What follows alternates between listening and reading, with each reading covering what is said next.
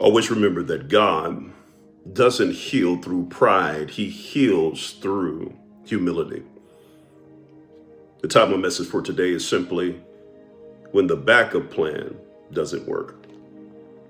2 Kings chapter 2, verse 5 through 11, it says, "But Naaman went away and he was angry, and he said, I thought that he would surely come out to me and stand and call on the name of the Lord, his God, wave his hand over the spot and cure me of my leprosy." That's all I need. In this text, we see a lot happening. Naaman was actually a Syrian commander, and he had a lot of prestige. He had a lot of power. But the only problem is he had a skin disease called leprosy. And in spite of his achievements, this disease made him an outcast. That's the point here in this message. Why? Because in his mind, he had better options. He said, "Are not Abana and Pharpar and the rivers of Damascus better than the waters of Israel?" Because Elisha told him to dip in the Jordan 7 times, and he didn't like that. Naaman teaches us, y'all, that sometimes God's blessing isn't found in the place of prestige, watch this, but in the place of humility. Point number 1, this text teaches us that pride blocks what obedience unlocks.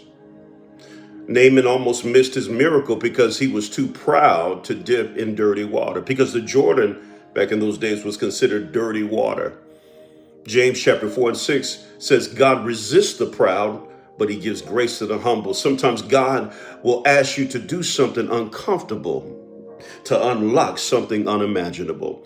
And point number 2, this text teaches us that God's power is revealed in unlikely places. That's what it teaches us. Naaman thought healing had to come from the better rivers, but God chose the Jordan, the muddy, the unimpressive place, the inconvenient place. There it is, to heal him.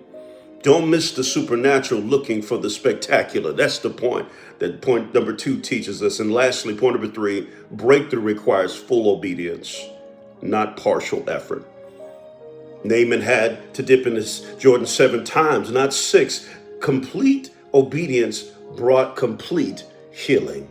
I want to encourage you, even as you're watching this today, to make sure you follow the obedience of the Lord, even when it doesn't look good, even when it doesn't seem familiar and it doesn't seem common, because your next greatest miracle could be in the dirty place, in the uncomfortable place.